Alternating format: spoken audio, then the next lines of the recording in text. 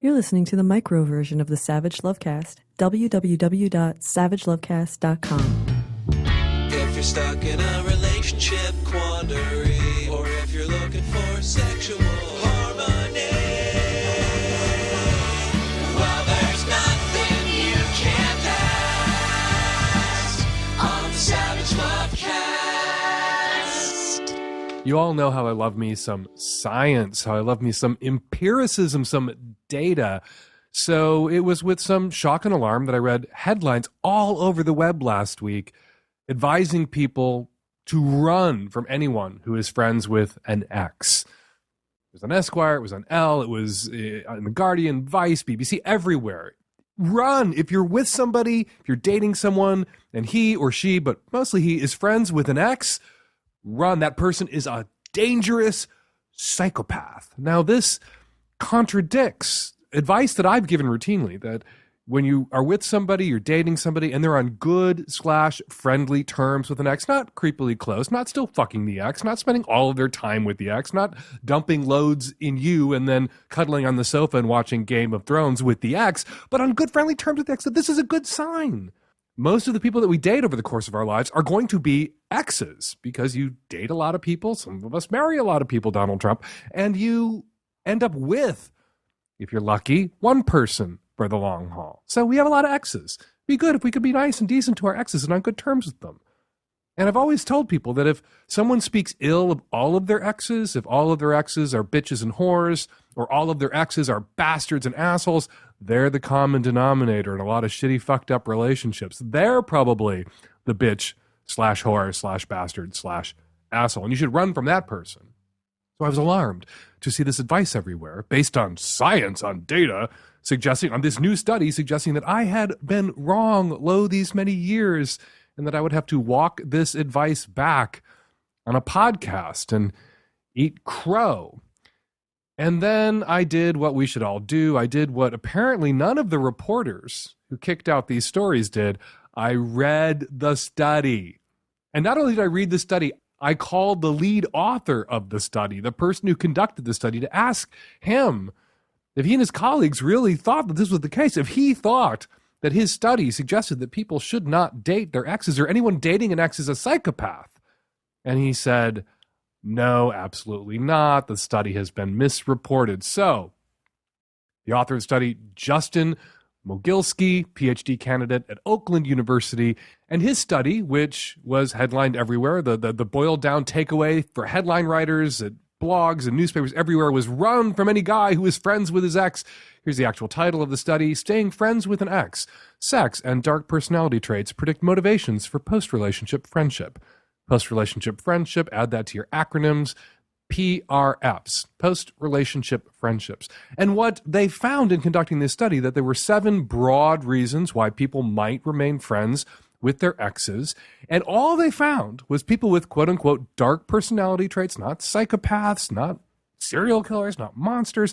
And those dark personality traits are people who tend to be a little bit more manipulative or aggressive in their interpersonal relationships. Those are dark personality traits, and we all have some of them. We all have, to some degree, a little dark personality trait in us. The capacity to manipulate exists within all of us, but people with more pronounced dark personality traits, out of the 7 reasons for staying friends with their exes, people with dark personality traits were likelier to cite 2 of these 7-ish reasons. One being pragmatism, that people with dark personality traits who stayed friends with their exes, likelier to cite pragmatism, which is the ex had a lot of money, the ex knew how to fix or repair things, the ex had desirable social connections that you still wanted to tap into, you wanted to be able to network. And the other reason was sexual access, which is exactly what it sounds like. You still want to be able to fuck that person, so you're going to stay friends with them. But people who didn't have dark personality traits also cited those 2 reasons in addition to the others, and people with dark personality traits also cited the other reasons. It's just that they were a little likelier to cite pragmatism and sexual access. And this doesn't mean anybody who's friends with an ex has a greater share of dark personality traits than somebody else who isn't friends with their ex. It means not that at all. And yet that is how it was spun everywhere. So it was a relief to me personally and professionally to get Justin Mogilski, the author of the study, on the phone to speak about his research and his data. And it wasn't that hard to do. I clicked through to the abstract from one of the stories that got it wrong, looked at the abstract, looked at the published paper, and there was Justin Bogilski's name, which is hyperlinked to his email address, and I just emailed the motherfucker, and he gave me his phone number. We jumped on the phone and we talked about it, which I guess is above the capacity of the writers at Vice and Esquire and Elle. They don't have email technology yet, it would seem, it would appear. They don't know how to click a link. They see that little bright, shining name that's a different font, different color than everything else around it. They don't think, maybe I'll click on that and ask the guy what his study actually says before I write my headline. Before I advise people to dump decent folks that they're in good relationships with just because they're friends with an ex, which plays into this crazy straight people bullshit. I should never date somebody who's dated an ex. You should never date somebody who's friends with an ex. This insecurity and paranoia. This study was misused to buttress and support. This study was misused to undermine good, decent-ish relationships everywhere, because people who are dating people who are friends with their exes are constantly badgering those of us in the advice racket for advice about what to do about this quote-unquote problem that their current boyfriend or girlfriend sometimes sees or speaks with or has lunch with, occasionally swaps an email or a text with, says hello to on the street when I'm with them. And this is a huge problem. And now, thanks to how this study was misrepresented, these people, these insecure bags of slop who are raking their current boyfriends and girlfriends over the coals for being on decent terms with their exes, now think that they have science on their side. And they don't. So I stand behind the advice I've been giving forever. Somebody on good terms with an ex, probably good relationship prospect. Somebody who says nothing but bad things, shitty things about their exes, someone who all their exes want nothing to do with them. Stay away from that person. I got no data for that. That's just anecdote and hunch and common sense on my part. But you know what? All those people out there who say run from people who are friends with their exes, they don't got any data either. They've attempted to misuse Justin's data, but Justin ain't having it, and I ain't having it. And you don't put up with it whenever you see a report in a newspaper, on a blog, on a chitty-chatty site, characterizing the results of some study. Click through, read the study. It might be wrong, the way it's being characterized, likely wrong, often wrong. Always click through to at least read the abstract, which takes about 30 seconds. 30 seconds that all the writers at Elle and Esquire and Vice coulda, woulda, shoulda spared before they ran to their computers to post about Justin's study. And the title again of Justin's study, which you can find at sciencedirect.com, Staying Friends with an Ex, Sex and Dark Personality Traits Predict Motivations for Post-Relationship Friendship by Justin K. Mogilski and Lisa L.M. Welling. All right, coming up on today's episode, 500th episode of the Savage Lovecast, we've got David Schmader, author of Weed, A User's Guide, and coming up at the end of the show, our first and longest-serving guest expert, Dr. Barak, is here to celebrate with me. All on today's show with a ton of your questions. This episode of the Savage Lovecast is brought to you by AdamandEve.com. Get 50% off almost any item, plus 3 free adult DVDs and free shipping. Just go to AdamandEve.com and enter Savage at checkout. This episode of the Savage Lovecast is brought to you by Boll and Branch, luxury, affordable, fair trade certified sheets. Get $50 off a set of sheets plus free shipping by going to bollandbranch.com and entering Savage. This episode of the Savage Lovecast is brought to you by Blue Apron. Blue Apron delivers all fresh ingredients you need to create home-cooked meals. Get your first 2 meals for free at blueapron.com/savage. Hi, Dan. I'm a 37-year-old straight male in an open relationship with a primary partner. We've been together for a year and a half. At her request, we don't talk much about the details of our dates. We tried it early on, and she ended up having a lot of negative feelings about it. So our policy now is that we have a contract of what is acceptable and not, and after scheduling the date, we try not to give the other person too much information they wouldn't want and can't unhear. I'm typically the one who takes control in my dates, making the first move, being the more dominant one in bed, though I'd say I'm really a switch. I recently started dating a very, very toppy woman. Immediately, the sexual charge and energy went through the roof, with sexts of her sending me dick pics with her strap on, and my sending pics of myself tied up or in a submissive, vulnerable position. After our first date, I realized that so much of my sexuality has been repressed by years of shame and guilt about wanting to be controlled and dominated. When I look at the porn and erotica I've read since an early age, it's almost all about submission. It just clicked for me when I met this person, and I started to see patterns in my life. I've even started to question my sexuality and wonder if my hetero exterior is just because I'm afraid of what would happen to me if I admitted I'm totally turned on by the idea of sucking a cock. It's opened up a lot of questions for me. My primary partner is GGT, but not super kinky. And since we don't really disclose the details of our dating life, I don't know how or if I should let her know that I'm evolving into a much kinkier person. It feels so important to the person I am and am becoming, and I want to let my primary partner know without scaring her away. You may have a case here of new relationship energy crossed with newly discovered kinks or passions for kinks that you were well aware of possessing previously. This woman, this toppy dominant woman who's sending you pictures of her wearing a strap-on during your initial flirtations, she brings out the sub in you, the sub that was always there in you. You say you've described yourself for a long time when it came to kink and BDSM as a switch. So that subby side was there and you were aware of it, but the subby side is totally what this woman taps into, totally what she brings out in you, totally what works about you two together is that subby shit that's always been a part of your sexual makeup. And I think running to your primary partner at this point, this early on in your new interaction with this toppy secondary partner, and unloading on her about how excited you are about this and elevating, perhaps mistakenly elevating or erroneously elevating sub now to your primary identity because of the new relationship energy that's making subbiness feel so important and so hot because this woman, because it clicks with this woman, might be a mistake. Give it some more time and see if what this woman is stirring up in you is case specific, if it's about you and her and your sexual chemistry with her and this particular interaction, or if she's indeed bringing something to the forefront in you that's now going to be paradoxically dominant in your sexual expression and your fantasy life and in your identity. But that's only going to emerge and reveal itself to you in time.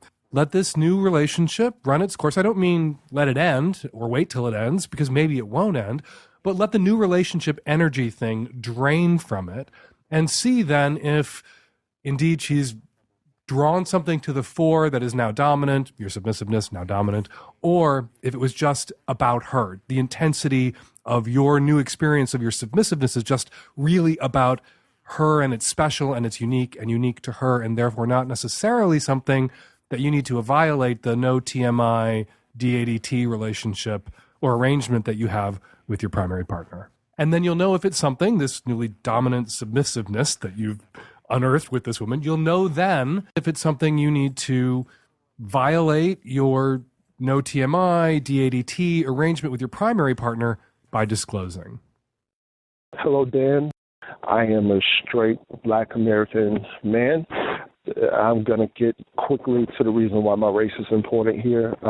Quickly, when I was 20 years old, I was a college student in Montgomery, Alabama, attending an HBCU, and I had a job where I was a server. One of my regulars was an older Black American woman, and she would come in often. We would have great conversations and all of that. Everything was good. And one of those conversations, she told me that she would like to manage me.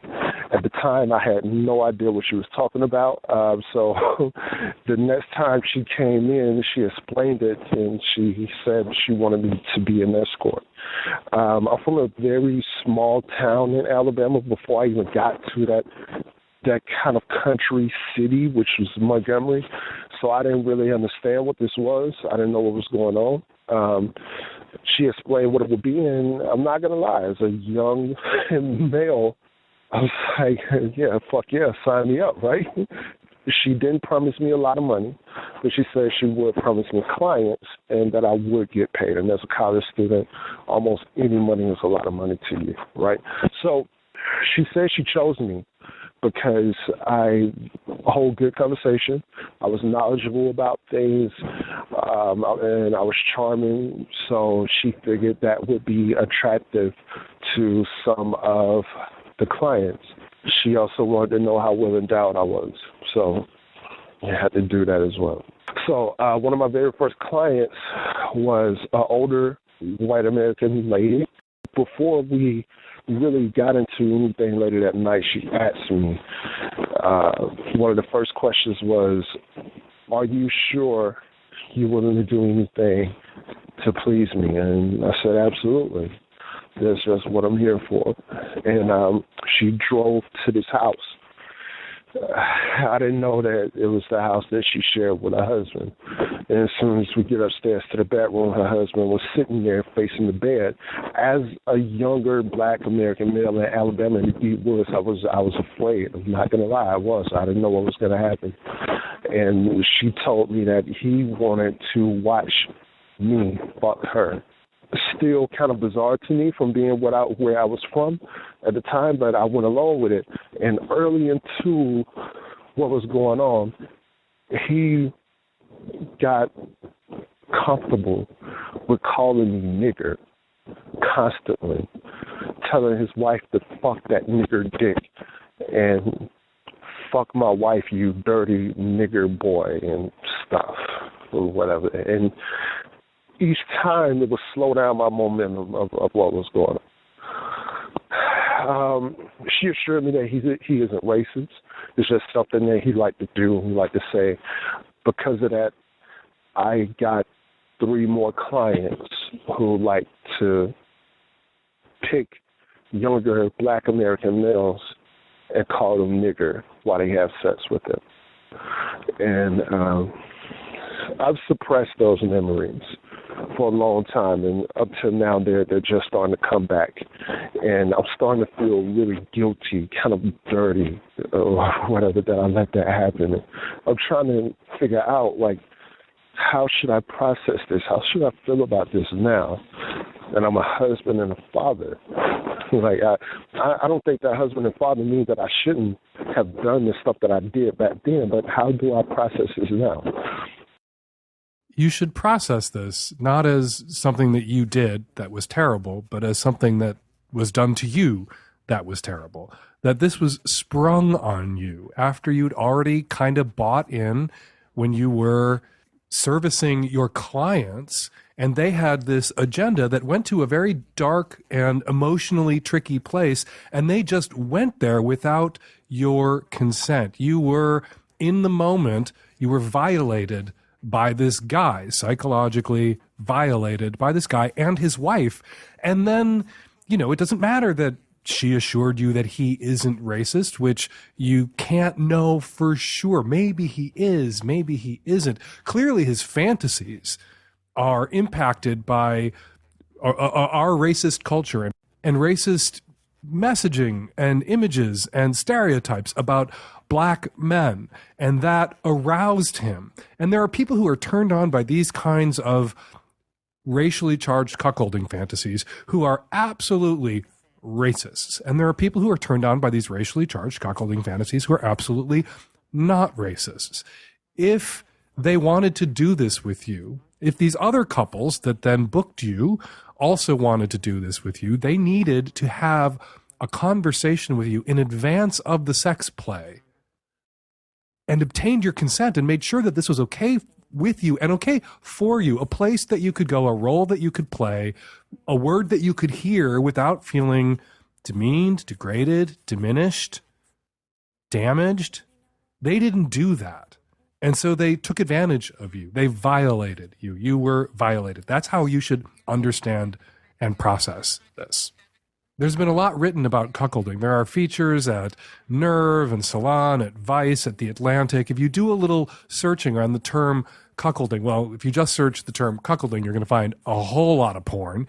But if you do some searching and you find some of these articles that have been written that really unpack the fetish, including the racial element for many people in this fetish, you will see that there are people out there who enjoy this. You will also see that there are black men out there who enjoy playing this role. And you will see that some black men can hear the things that you heard said without being damaged, without feeling like they've been harmed or actually called those things. That this is a role they are playing, that they are stepping into and stepping out of, that they are using these terms in this context in a consensual way for everyone's mutual pleasure. And again, it's consent. Consent is the magic ingredient. You did not consent to this in advance. It was sprung on you in the moment. And then you felt in for a penny, in for a pound, and you kept going to this place where initially you were dragged and you didn't want necessarily to return, but the money and the undertow of the money and the feeling that, you wanted to do right by your clients and right by your madam, and you just feel really compromised by everything that went down, however many years ago this was. And you can own that. You can feel compromised by it. You can feel bad about it, but you should feel bad about it in the sense that something bad was done to you. You did not do something bad to yourself. This bad thing was done, was sprung on you. And I'm sorry, this was shitty. The way this played out was shitty. And racist or not, and Alabama, probably racist, but racist or not, these people, your long ago, long lost clients, they owe you an apology. An apology you're probably never going to get. Even if you could track them down, you might not get it. They owe you an apology, and you owe yourself absolution. You don't have to go through life feeling bad about what happened to you. You can let yourself off this hook. I think that's how it would be helpful for you to process this. I think that's how it would be helpful for you to understand this. Just like us here at the Lovecast, Adam and Eve want you to have a fun, healthy sex life, and they are very set up to help you get there. They are now offering 50% off almost any item. Choose a new adult toy, lube, or almost anything from over 18,000 adult products. Plus, Adam and Eve will let you pick 3 free adult DVDs with your order. Choose from all kinds of genres for both gay and straight folks. And you'll receive a free mystery gift. What could it be? And free shipping. That's adamandeve.com and enter Savage at checkout. Hi, my name's Pheasant, and I live in Kansas. My question is why you guys talk a lot about politics. I'd love to hear you guys talk about third-party politics, like the Independent Party, the Green Party, and the Libertarian Party. I'm a huge Green Party supporter. I'm voting for Jill Stein, and I realize that, people say if you vote for these, it's just a wasted vote, and it's a vote for the Republicans. But, I also feel we need to start sending a message to Washington and to our political leaders that we're sick and tired of this two-party system and candidates who are controlled by corporations and special interest groups, and they can't piss off their donors, because they buy the votes. So I'm just wondering why you guys never talk about it, because I think Jill Stein, she's a member of the Green Party, she's amazing. And for the people that bitch and moan about Hillary didn't always support gay rights and Bernie didn't always support this, I agree with you, Dan. I think it's ridiculous. I think people can change, and that's what we want. We try to get people to, hey, stop being a homophobic asshole, or hey, stop being a racist prick. The Green Party has never changed. They've always supported gay rights, equality for all, the environment. All right, blah, blah, blah. Sorry, I had to stop you. Yeah, let's talk about the Green Party for just a moment, or third parties, getting a third-party movement off the ground here in this country, because we are sick of the two-party system. Here's how you fucking do that. You run people not just for fucking president every 4 fucking years. I have a problem with the Greens. I have a problem with the Libertarians. I have a problem with these fake attention-seeking, grandstanding Green/Libertarian Party candidates who pop up every 4 years like mushrooms in shit, saying that they're building a third party. And those of us who don't have a home in the Republican Party, don't have a home in the Democratic Party, can't get behind every Democratic position or Republican position, should gravitate toward these third parties and help build a third party movement by every 4 fucking years voting for one of these assholes like Jill fucking Stein, who I'm sure is a lovely person. She's only an asshole in this aspect. If you are interested in building a third party, a viable third party, you don't start with president. You don't start by running someone for fucking president. Where are the Green Party candidates for city councils, for county councils, for state legislatures, for state assessor, for state insurance commissioner, for governor, for fucking dog catcher? I would be so willing to vote for Green Party candidates who are starting at the bottom, grassroots, bottom up, building a third party, a viable third party. You don't do that by trotting out the reanimated corpse of Ralph fucking Nader every 4 fucking years. Or his doppelganger, whoever it is now, Jill Stein, and some asshole to be named 4 years from now. You start by running grassroots local campaigns. And there have been, and I'm sure we're going to hear from lots of people out there listening, there have been a couple of Green Party candidates who've run in other races here and there across the country, but no sustained effort to build a Green Party nationally. Just this griping, bullshitty, grandstanding, fault-finding, purity testing, holier than thouing that we are all subjected to every 4 fucking years by the Green Party candidate. And the folks, including you, caller, and I love you and I respect you, and we're having this debate, and I'm not treating you with kid gloves because I respect you, who are fooled by them, who are sucked into this bullshit, who are tricked by these grandstanding, attention-seeking, bullshit-spewing charlatans into wasting your vote, which is what you are going to do. I'm sorry to say, to circle back to the top of your call, you are essentially, if you're voting for Jill Stein, helping to potentially elect Donald J. Trump, president of these United States, which would be a catastrophe, which is what some people say that they want. People supported Ralph Nader in 2000 and said there was no difference between Al Gore and George W. Bush. Therefore, we could all afford to throw our votes away protest style on Ralph Nader, who had no hope of getting elected, because there was no difference between Bush and Gore. These same people at the same time said that George Bush was so manifestly, obviously terrible that he would bring the revolution if he got himself elected somehow. They didn't say that about Gore. He wouldn't bring the revolution. They're exactly the same, exactly as awful, but one would bring the revolution and one wouldn't, which means they weren't exactly the same and they weren't equally awful. And we're hearing the same thing now about Hillary and Donald. That they're both equally awful, they're both equally terrible, corrupt two-party system, fuck it, fuck it, fuck it. Fuck them both, fuck both their houses, vote for Jill Stein. And if Donald should get elected, oh, he's so terrible, so much worse than the equally awful Hillary Clinton, that his election will bring the revolution. It's bullshit. The revolution did not come in 2000 when George W. Bush got close enough to winning to steal the White House. It will not come if Donald J. Trump gets his ass elected. Disaster will come. And the people who suffer are not going to be the pasty white Green Party supporters of pasty white Jill Stein and her pasty white supporters. The people who suffer are going to be people of color, people of minority faiths, queer people, women.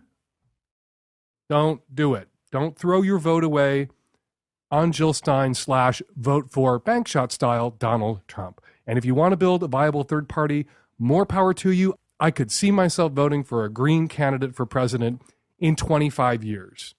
After I've seen Green Party candidates getting elected to state legislators, getting elected to governorships, getting elected to Congress, then you can run some legitimate motherfucker for president. It's so satisfying to cook at home, but the hard part is keeping yourself organized to make your own meals. The shopping, the planning. Blue Apron can help you with this. For less than $10 per meal, Blue Apron delivers all the fresh ingredients you need to create home-cooked meals. Just follow the easy step-by-step instructions. Each meal can be prepared in 40 minutes or less. No overwhelming trips to the grocery store. No more sad takeout. No matter your dietary preferences, Blue Apron makes it a breeze to discover and prepare dishes like seared steaks with spring pesto and 8-ball squash panzanella, and spinach pesto gnocchi with sautéed asparagus and brown butter. All recipes are between 500 to 700 calories per portion, delicious and good for you. Right now, you can get your first 2 meals for free at blueapron.com/savage. That's blueapron.com/savage. Blue Apron, a better way to cook. We're going to take a quick break from your calls to speak with David Schmader. He's a writer and performer who's been living and working in Seattle since 1991, and a lot of his work has involved me, so maybe there's some log rolling here in this interview. In the 90s, I directed his solo play Straight in Seattle, New York. In the aughts, we worked together at The Stranger, my home paper, and today I'm going to talk to him about his new book, Weed, the User's Guide. Dave Schmader is the kindest, bravest, warmest, and most wonderful human being I've ever known in my life. How you doing? You nailed that. Good work. I'm doing great. Now I turn over the Queen of Hearts and you have to kill someone at my request? Who do you want? Just point. That's a pop culture reference to people over 60 who might be listening today. So tell us about the book. It is called Weed the User's Guide, and I am the user, and this is a guide I wrote. I see my name's on the cover. It's true. Required reading for longtime potheads and new users alike. Right. And as far as like explaining what the book is, it's kind of easier to explain what it is not. And when I was approached to write a weed book, I was like, I would like to write a weed book. That And has... wait, you were approached to write a weed book because you are the world's biggest pothead, but a productive pothead, not a cliche, can't get anything done pothead. You are a daily pot smoker. Sure. And a hyper-productive, contributing human being. Yeah. And then because of, I also got to write about it like as a job, which was unusual because a lot of the writing was during when it was illegal, but it was. Here at The Stranger, you wrote a lot of Yes. articles about pot. We wrote a lot of articles about pot. And having smoked with you and the publisher, I felt safe that you would not one day be like, you're that guy who does that illegal thing and you're fired. So a lot of that was writing for The Stranger, writing the column that I wrote here, and just kind of having opportunities to say out loud, like, I did this, and at the time I was blissfully high without any repercussion. So that kind of led to, oh, he's someone who says things about smoking pot that are intelligent in public. Things people need to know, intelligent things people need to know, especially as pot becomes legal in state after state. Yes. Washington, Colorado at the same time, now Oregon, now Alaska. Where else? Who's next? I don't know who is next. It's up to the voters. And then I'm actually more excited of the people who kind of have the laws but haven't made the leap to recreational yet. So these kind of only us in Oregon have state. There are probably a couple more, Colorado, where you can pop into a store. But even Oregon, they're striving to catch up to our stores. There's this progression that we get to watch in state after state. It's a whole new world here. Like you drive down the street and there is a pot shop. They're like a liquor store, but for pot, and people are strolling in and out. People of all ages, races, classes, faiths, presumably, who can tell by looking what religion, what imaginary friends someone might have. And it's just instantly, within a couple of months of the store's opening, just became an everyday, in the background, part of the fabric of the city fact.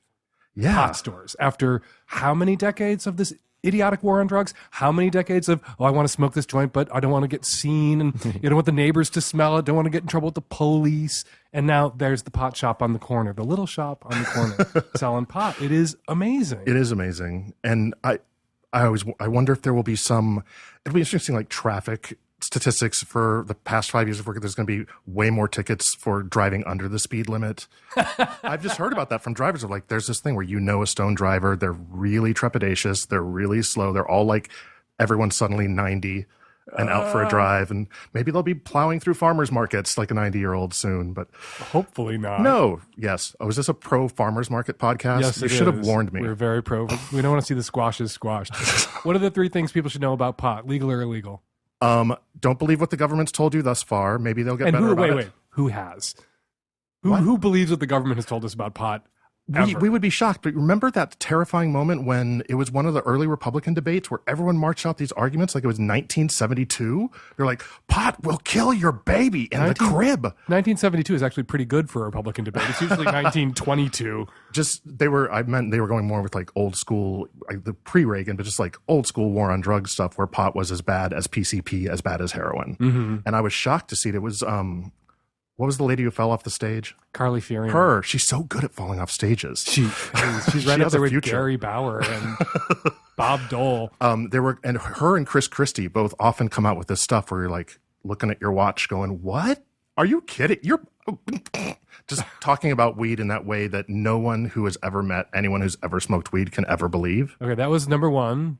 Number 2, okay, there's this whole new world of edibles. You would think a cookie will be a better on-ramp to weed for a new user than something on fire. It is not true. It's completely counterintuitive. Edible weed takes a long time to land. It's hard to gauge your dose. It's very easy to overdose. You don't want to Maureen Dowd yourself. Right, no Maureen Dowd. And so smoking, it's a little gross because it's on fire and there's ash and you cough, but you get your dose right away. It lands in 1 or 2 minutes. It's much safer for newbies. Number 3? Clean your bong. Treat it like a French press. I completely agree. Jumping back to edibles, I prefer edibles. I do too. I like not knowing how high I'm going to get. That's the thing about smoking is you get as high as you're going to get right away. And I'm sitting here with the very first person I ever got high with when I was 36 years old. Hello. David turned me on to pot. And you smoke and you get as high as you're going to get, and then you're going to come down from there. Right. And with edibles, particularly before legal edibles, which you know the exact dose you're going to get. You'd make a batch of cookies, and you would look at that cookie going, I wonder how powerful that cookie is. I have no way of knowing. And you'd have to like have half the cookie, and you would eat half a cookie, and you'd be like, all right, I'm high. How high am I going to get? And like 2 hours later, you're much higher, and you're like, it can't get any higher than this. And then you're higher still. And for me, that letting go into pot, that being like helpless in the face of it is the real pleasure. That to me feels like an advanced sport, and I understand exactly what you're talking about. Although I kind of like knowing how getting my dose from edibles, and it hits and sticks around for a long time. But it's definitely an advanced placement sport, or I guess a black diamond trail, we would call it. Double diamond, experts only. Yes. So you recommend smoking for newbies, edibles for experienced players. Yes, and edibles for people who are looking for escapism, but are also very patient and responsible about waiting for 2 hours after eating something and then without saying, I'm not feeling it, taking more and winding up in a doubt hole. So I read your book and I thought this is a necessary book as we move into a legal weed culture, and people should read it because there's a lot of common knowledge, sort of received wisdom about alcohol consumption because it's so folded into our social lives and our family lives, and we watched our parents drink, and you can go to a bar or a restaurant and there are people incorporating alcohol into their enjoyment of food. Pot is as easily incorporated into those things, but it hasn't been. And so there isn't a lot of received wisdom or cultural knowledge that's been sort of passed on. Pot was something you learned about at college or from friends, just like you learned about behind the dumpster. Yeah, just like you learned about oral sex. You didn't learn about oral sex around the dinner table with mom and dad, hopefully. And so people need to be brought up to speed on pot is a cultural thing and a social thing. Right. And particularly people who didn't smoke earlier on, so they weren't behind the dumpster, they didn't smoke in college, they didn't get that kind of communal lore wisdom that eventually comes across of, oh, you pass the bong this way, or oh, you should bring something if you're not the one supplying pot, little etiquette things. And now because of the legality, there's a number of people who don't like doing things that are illegal. We've talked a little about this, and it's very weird for queers because as a gay person of a certain age, you know that there are laws that are not respectable. We were putting things in our mouths that we weren't allowed to under the law for a long time. Yeah, it really required people, a joint. What's the difference? They're both illegal. To just translate the law of like, does that really apply to me? And as it becomes legal, I realize, there are lots of people, lots of them are lawyers, and they have this oath where they can't do anything illegal, and now they can smoke weed, and they're kind of starting from square one as far as lore and etiquette and what to do when you're high. And what's the best thing to do when you're high? Right now, I would say watch Robert Altman's 3 Women. I'm the only one on earth who thinks this is the right thing to do. Okay, clearly the right thing to say is 69. With another high person. No. Absolutely. It's the best thing an American can do. No. I'm against 69ing on principle in any condition. You hate math. I do. You're weird. The best thing to do when you're high is to watch Tosh.0. Wow. Dark. Actually, the only way to watch Tosh.0 is when you're high. You prefer that to a butt in your face? Well, they're not mutually exclusive phenomenon. If you position I the guess TV watching in the right way, is a butt in your face. You can tape a laptop to, or you can tape a tablet to somebody's back, and they can hold it behind their head while they sit on your face, and you can look up and watch Tosh.0 as you eat their ass. I'm a problem solver. You called me really ambitious and productive, but it doesn't sound like I am compared to you in this Tosh rimming situation. All right. Speaking of problem solving, we have some questions from callers that are pot related that we're going to put to you now. Hey, Dan, 29-year-old living in America. I had a question. My good friend has been dating a guy for about a year now, and he smokes quite a bit of marijuana. He's tried to cut back a little bit, but he still smokes from month to month, and it bothers the crap out of my friend. It really does. Little backstory on her.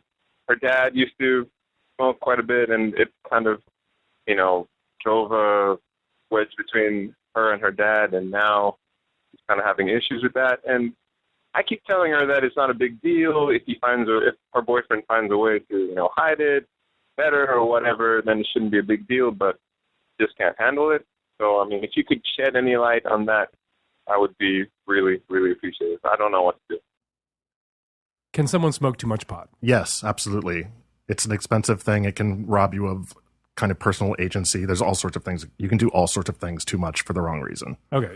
Can you dictate to a romantic partner how much pot they can or cannot smoke?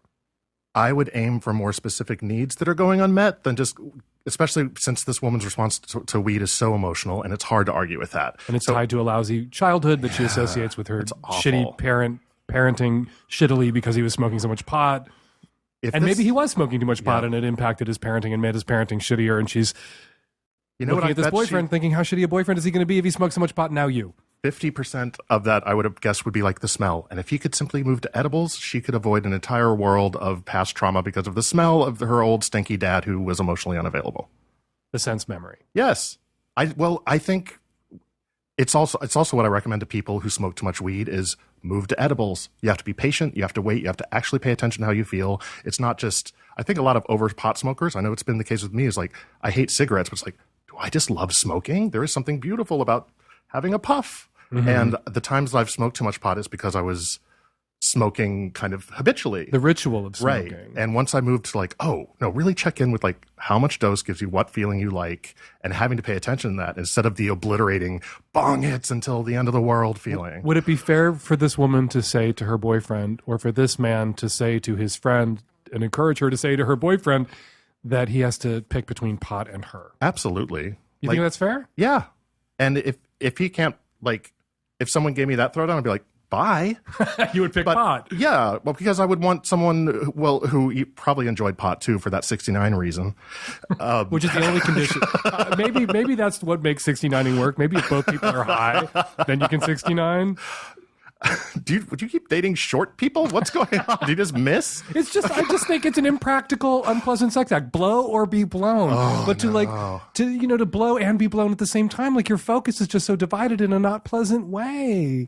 So I don't think that's you're allowed to ask your partner for anything. If your kink is, I don't like you smoking pot, aren't you allowed to support your kink? Yeah, if the price of admission to be with you is not smoking pot, you can lay that out there, but don't be surprised if they're not willing to pay that price of admission. Right. So and then what? Then you start going, can you please try edibles? Let's try some things because I really don't want to lose you. Well, that's only if they call your bluff. If they say, I'm not going to give a pot, you can say goodbye.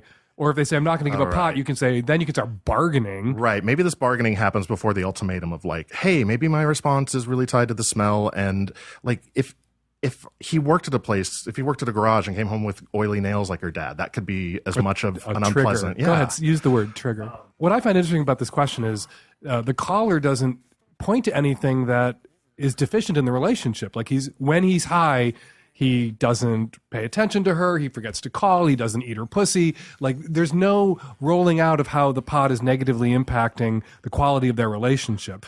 If there is no negative impact, it seems just unfair. Like, my dad did this. I didn't like my dad. Therefore, you can't do it if you want to be with me. Not pot's a problem in our relationship, irrespective of my dad because of X, Y, and Z. Right. Well, I think her kind of nebulous response and ultimatum is what empowers me to feel okay about being like, this seems like it might be an emotional thing tied to the smell. Mm-hmm.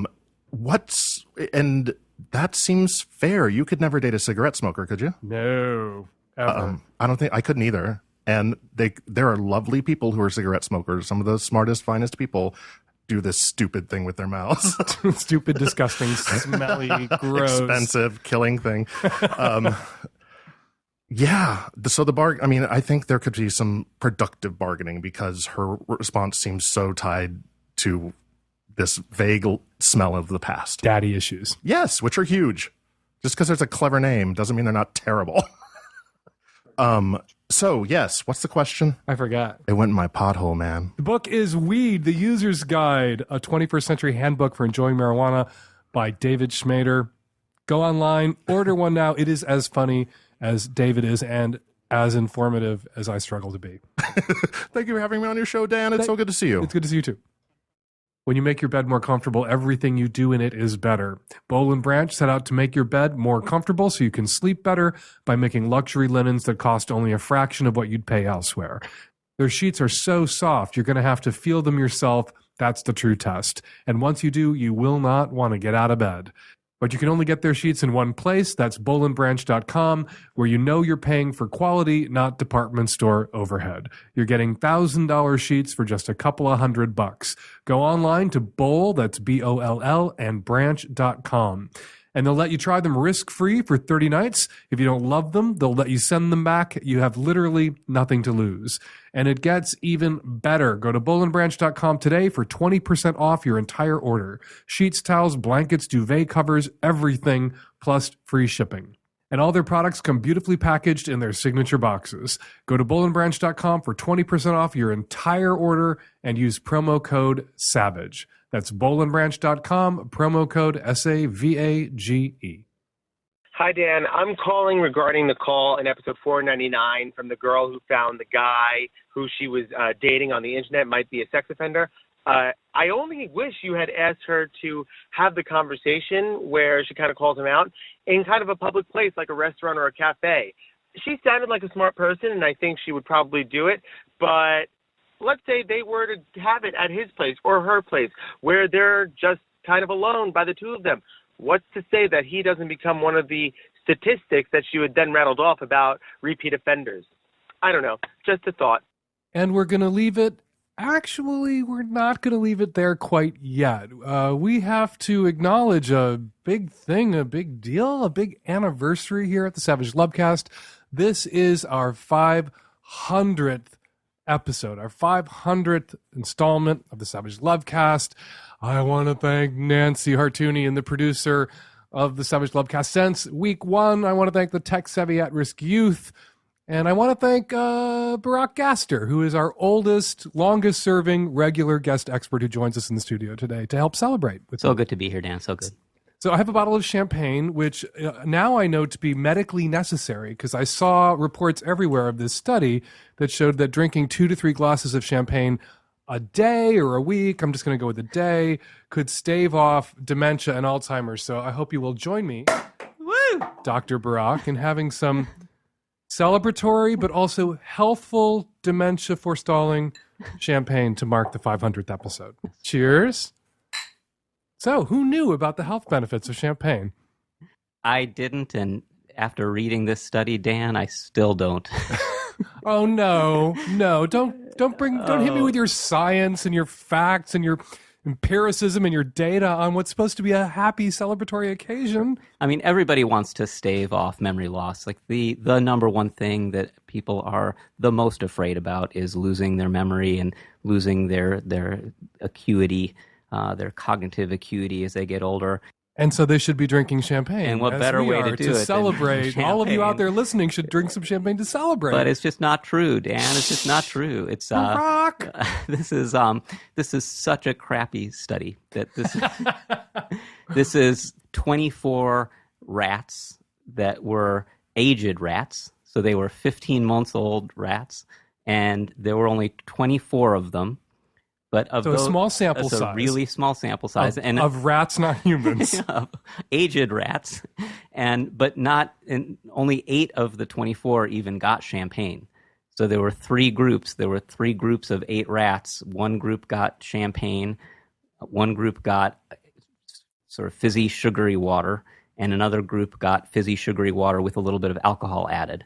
And so they were trying to show that the phenols, the flavonoids... Cut to the chase, It just doesn't work. Are there any health benefits to champagne consumption? No. What we do know is that excessive alcohol use is very, very bad for the brain. So people who drink more than 3 or 4 drinks a day have a higher risk of dementia. Okay, so the way this study was spun in the media as drink as much champagne as you possibly can between now and being in adult diapers to stave off dementia, that was irresponsible. That's dangerous, absolutely. And Can I drink it to celebrate the 500th episode of the Savage Lovecast? Congratulations, Dan. It's Cheers. 500 is a lot of shows. Cheers to Nancy. You know, this is such a great show. This is such an important show. You are, and you're always such a buzzkill when we have you on. We have some like great science facts, great sort of Dr. Ozzy medical bullshit, and you come on and you just puncture it. Okay, there are worse things we could be talking about drinking on this show because you've come on this show like to give advice to people who wanted to drink their piss. The champagne has to be better for us. So much better, Dan. Than drinking piss. I would so much rather drink champagne with you than drink urine. Or even talk about drinking urine. We didn't even have to talk about it, but I brought it up. I appreciate that. Because I know how traumatized you have been by those conversations and how in terror you are of someday some sort of Google algorithm linking you professionally to the podcast and your rock solid advice about drinking urine, which is, again, pretty sterile. Not so bad. Like champagne, in moderation. In moderation, absolutely. And have no unrealistic expectations about the health benefits because there are none. Yes. Okay, what does science tell us about celebratory cupcakes? 'Cause I ran out and got some celebratory cupcakes. Absolutely thumbs up. Let's pass these around. One And- for you, one for Nancy. Yeah, I mean, so right. So I would say alcohol in moderation is absolutely, it's fun and it may be even good for you. But the idea that champagne... Well, you're just circling back to the buzzkill. I will, yeah. I'm trying to move on to cupcakes and parties, and you just want to grind this point home. Put down the fucking champagne. Yes. I mean, at heart, I want to do good in the world. So the people who saw this study out there and studied foie gras goosing grandma just put the funnel down her throat and dumped champagne into her. That was not the right thing to do. That didn't help. I know, did that's what these were aged rats. These were rats towards the end of their lives, and they were pumping them up, and maybe it helped, but they were rats. I don't know. But yes, congratulations, Dan. Thank you. And thank you for your support over the years. Thank you to everyone like Barak who's contributed to the show, all the guest experts, all the scientists, all the researchers, and most importantly, all of you who've called in with your questions, with your comments, with your feedback, with your anger, with your bile, with your praise, with your love. We appreciate it. It's been such an honor and such a pleasure to be in your earbuds all these years, all these shows, all 500 of them. So on behalf of me, on behalf of Nancy, on behalf of the tech-savvy at-risk youth, we are going to leave it there with gratitude. 206-302. 2064 is the number here at the Savage Lovecast. If you want to record a question or a comment for a future show, give us a buzz, 206-302-2064. Follow me on Twitter at FakeDanSavage. Follow David Schmader on Twitter at David Schmader. And be sure to pick up his book, Read a User's Guide. The Savage Lovecast is produced every week by its founding producer, Nancy Hartunian, and me and the tech-savvy at-risk youth and Nancy. We will all be back at you next week with our installment of the Savage Lovecast. Thanks for downloading.